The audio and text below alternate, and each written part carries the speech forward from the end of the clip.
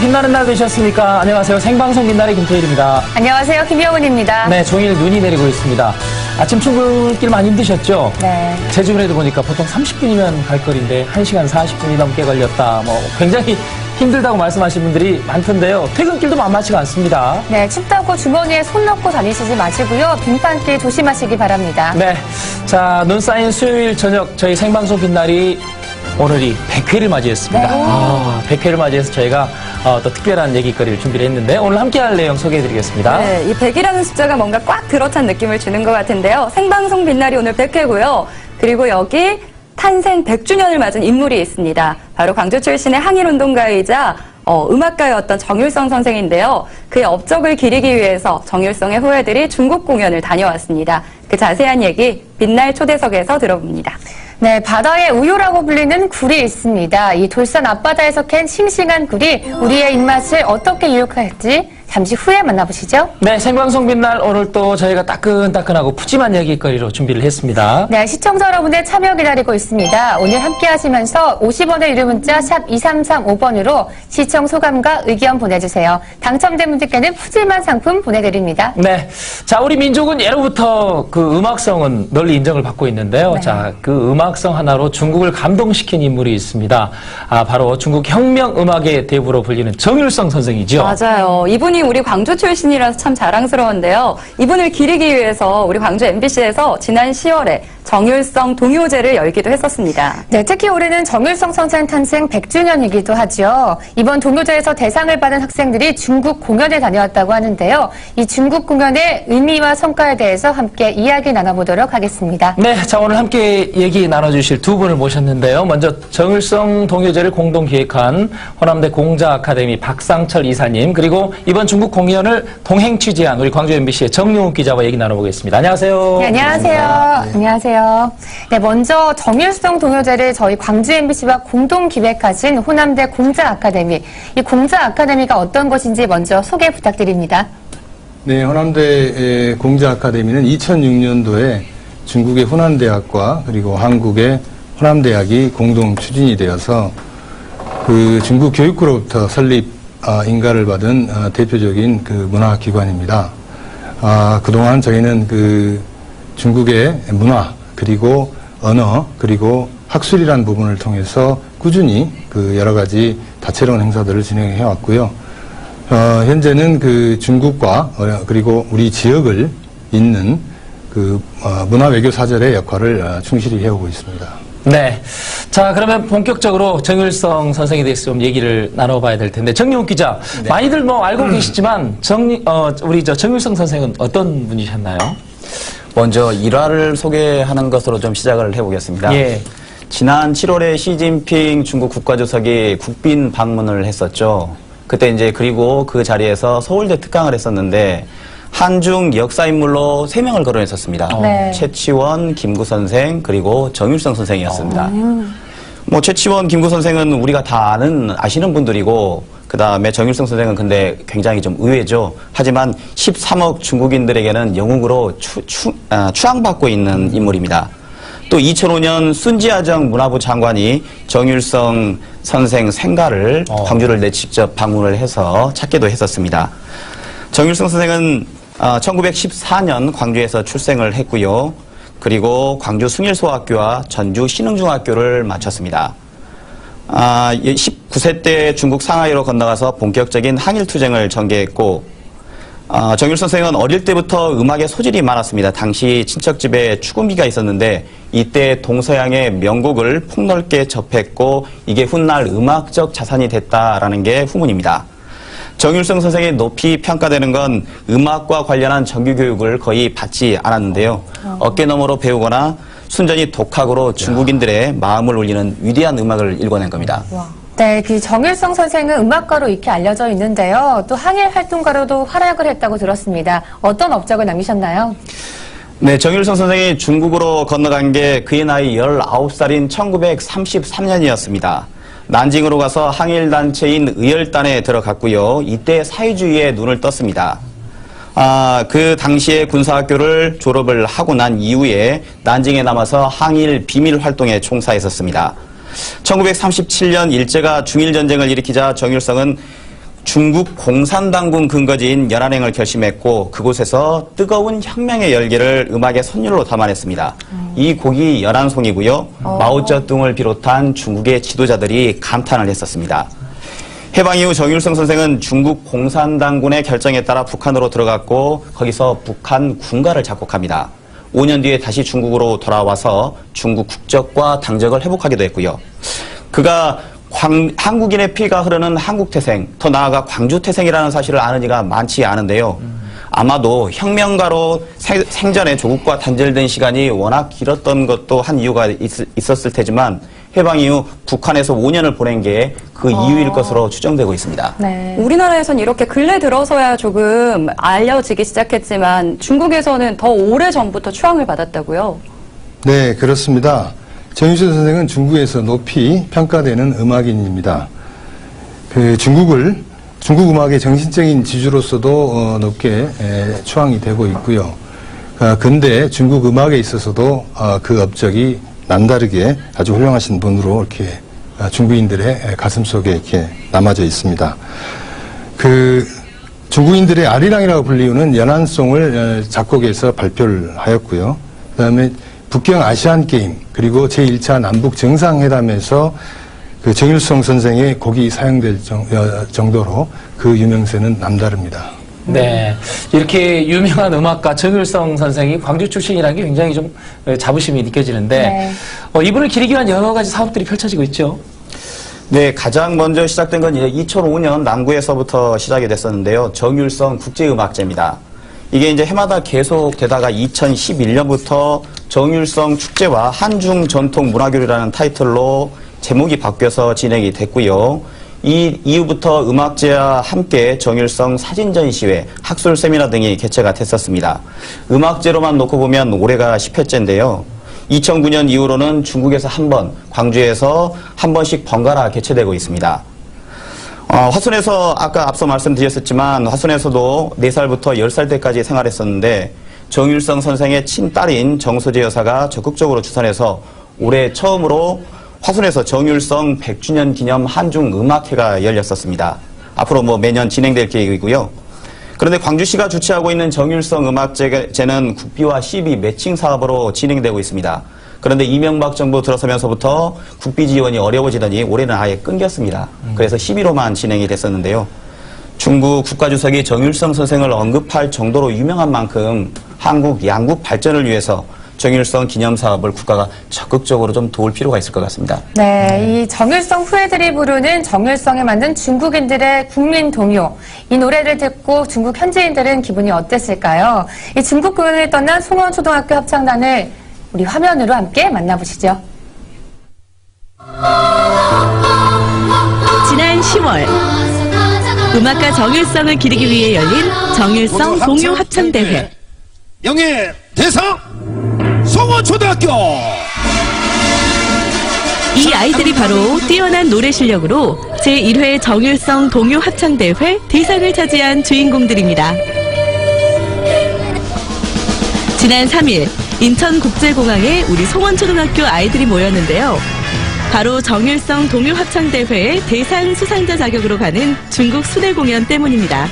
음악가 정일성이 활동했던 중국에서 직접 공연을 한다니 우리 아이들도 정말 중국 사람들이 너무 예쁘시 맛있는 거 많고 사람들 많고 그런 거. 정일성의 후예들이 펼치는 중국에서의 아름다운 하모니. 지금 함께 떠나볼까요? 도착한 날 밤 공연을 앞둔 우리 아이들은 뭘 하고 있을까요? 저는 중국의 한국 문화를 알리겠습니다. 저는 걸어가는 외교관이 되도록 하겠습니다. 깜다. 어린이 외교관의 야무진 각오를 뒤로하고 가야금 소리를 따라가 봤는데요. 여기서는 가야금 연습이 한창이네요.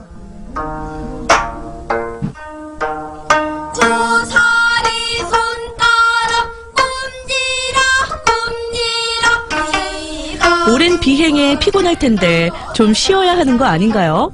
중국 학생들은 기회랑 막 그런 거 많이 잘하니까 부담이 조금. 우리나라 음악을 중국 친구들에게 제대로 알려주기 위한 어린이 외교관들의 노력. 정말 대단하죠. 중국 밤거리에 울려 퍼지는 아이들의 가야금 소리는 늦은 밤까지 계속됐습니다. 다음날 도착한 장사 제1중학교. 이곳이 바로 오늘 우리 아이들이 공연할 곳인데요. 멀리 한국에서 온 친구들을 맞아주는 중국 학생들 표정이 아직은 어색하죠. 오늘 이곳에서 중국 학생들과 송원초등학교 아이들의 공연이 함께 이루어질 텐데요. 중국 학생들의 현란한 연습 동작에 우리 아이들 조금 긴장한 것 같네요. 드디어 중국 어린이들의 앙증맞은 춤으로 공연이 시작됐습니다. 눈을 사로잡는 화려한 동작과 보는 사람까지 들썩이는 신나는 율동까지. 이번엔 중국 후난 대학생들의 합창이 이어졌는데요. 웅장한 하모니에 우리 아이들 눈을 못 떼네요. 광주 출신의 음악가 정율성이 활동했던 중국에서 직접 듣는 음악. 우리 아이들은 이 순간 어떤 생각을 할까요? 뜨거운 박수로 중국 아이들의 공연이 끝나고 드디어 중국 장사제일중학교에 우리 아이들의 고운 가야금 소리가 울려 퍼집니다.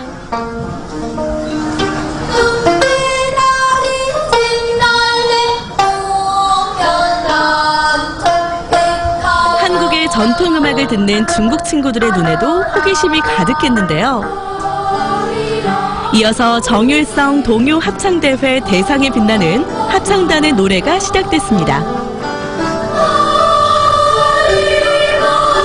아이들이 부르는 아리랑에 중국 친구들도 푹 빠졌는데요.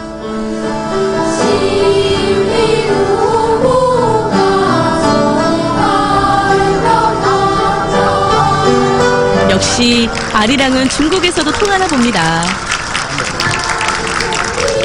마지막은 우리 아이들이 준비한 비장의 노래. 바로 중국의 아리랑이라 불리는 모리화입니다.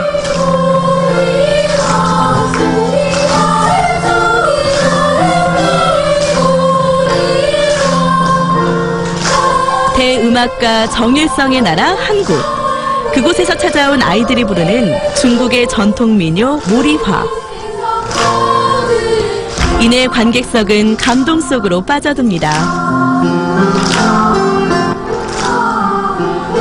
아이들의 음악을 통해 서로를 이해하고 마음과 마음이 열리는 순간인데요. 국적도 언어도 다른 아이들이 음악으로 하나가 되는 시간.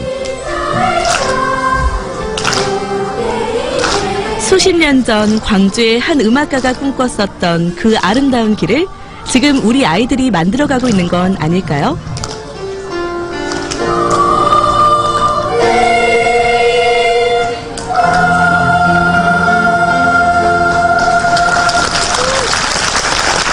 와, 박수 소리 좀 보세요. 오늘 공연 성공한 것 같죠? 혼자 할 때는 공연할 때 좀 어려울 것 같았는데 친구들이랑 같이 해서 더 재밌게 할 수 있었던 것 같고 춤을 추는 게 재밌었던 것 같아요. 그냥 연습할 때는 박수 소리가 좀 없잖아요. 근데 연습할 때보다 연주하니까 호응해주시니까 더 할 재미가 더 있었던 것 같아요. 안무도 하고. 공연이 끝나고 한국과 중국의 아이들이 한자리에 모였습니다. 처음에 낯설어 하던 모습은 온데간데였고 금세 친해졌네요.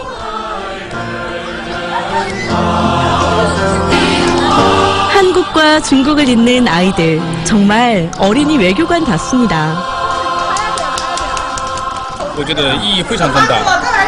郑玉成先生，是属于中国的，同时也是属于韩国的，这是我们共同的伟大的音乐家。我觉得今天的演出的非常好，非常不错，包括所有的节目啊，他们都非常的有意义。我也非常期望这样的文化交流活动，开展的越来越多，越来越深入。 공연이 끝나고 다시 둥글게 모인 한국과 중국 학생들. 중국 전통 체조를 가르쳐주기 위해서인데요. 우리 아이들 처음 해보는 거 맞나요? 제법 잘 따라하네요. 그 중국에 대한 편견이 좀 많이 사라진 것 같고 그 중국 사람들과 더 친해지고 싶어요. 중국 사람들이랑 이렇게 소통하고 이런 거 처음인데 나눠보고 그러니까 좋았던 것 같아요. 함께 웃고 부대끼며 어느새 마음의 벽을 허물고 하나가 되는 아이들. 이 아이들의 웃음으로 인해 한국과 중국 두 나라의 거리도 한층 더 가까워지겠죠?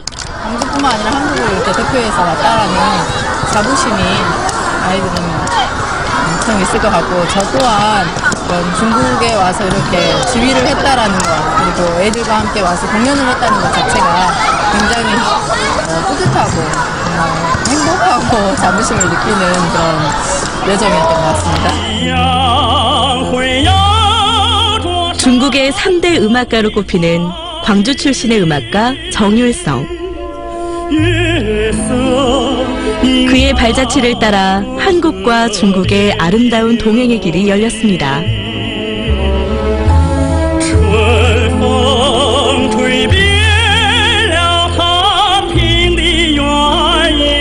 아이들의 우정과 음악으로 열어갈 한국과 중국의 새로운 미래가 이제 한 걸음 더 가까이 다가왔습니다.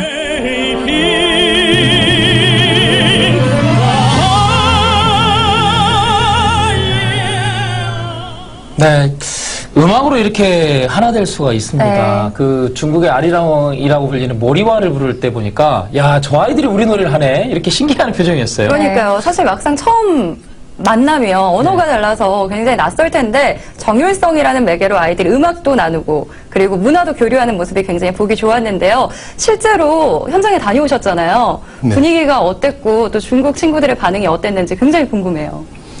이번 공연은 그 후난성 제1장사중학교하고 악양시에 있는 그 공연장에서 우리가 행사가 이루어졌습니다. 네. 후난성 제1중학교는 그 모택동 주석과 주룽지 총리가 졸업한 그런 학교로 널리 알려져 있는데요. 거기에서 우리 학생들이 중국 학생들과 함께 한국의 아리랑과 그리고 중국의 전통 민요인 모리아를 서로 손을 잡고 즐겁게 공연을 했었고요.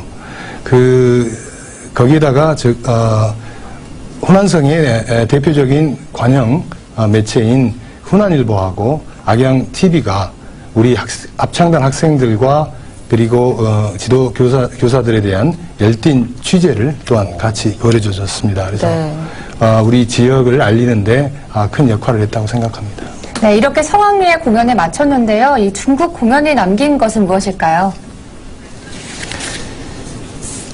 저는 이제 이 부분에서는 두 가지를 생각해 봤습니다. 네. 첫째는, 이번 정율성 합창 경연 대회가 중국인들에게 우리 지역을 알리는 데 있어서 커다란 역할을 했지 않나라는 생각과 그리고 지금 현재 자라나는 우리의 그 어린 세대들에게 중국의 문화를 이해시키고 그리고 친구들이 함께 한다는 그러한 생각을 심어주게 되는 계기가 되었다고 생각해서 매우 뜻깊게 생각하고요.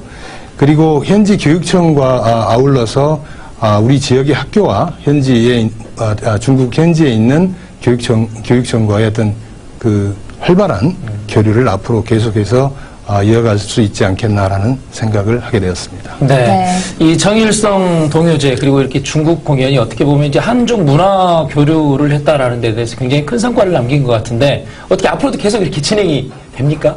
예, 그렇습니다. 매년 정일성 동요 합창제를 통해서 그 중국 현지 순회 공연을 계속 저희가 추진할 예정으로 되어 있습니다. 광주시 차이나 플렌들리 정책과 연계해서 우리 지역을 중국 내에 적극적으로 알릴 수 있는 그러한 모멘텀으로 저희가 이제 삼을 계획이고요. 정일성 실크로드라고 하는 계획안을 저희가 만들어서 그 광주시와 중국 교육부의 후원으로 중국 전역을 도는 이러한 다채로운 행사를 앞으로도 계속 꾸준히 준비할 생각입니다. 네. 어린 아이들이지만 이제 그 친구들이 정일성 동요제에 나와서 대상을 타고 네. 또 그 나이에 중국에 가서 이렇게 전혀 얼굴도 모르는 그런 사람들과 같이 이렇게 하나 되는 모습을 보니까 앞으로 계속해서 좀 이렇게 좀 지속 발전이 됐으면 좋겠다는 네. 그런 생각이 드네요. 네, 그렇습니다. 예. 자, 정일성 선생과 함께 이렇게 하면서 한중 문화 교류를 하는데 앞으로도 굉장히 저희가 큰 기대를 걸어봐도 될 것 같습니다. 더욱더 애를 많이 써주시고요. 네네. 자, 오늘 이렇게 나와서 두 분과 얘기를 나눠봤습니다. 호남대 공자 아카데미 박상철 이사님 그리고 광주 MBC 정윤욱 기자 고맙습니다. 고맙습니다. 네, 감사합니다. 네, 여러분께서는 지금 생방송 빛날과 함께하고 계십니다.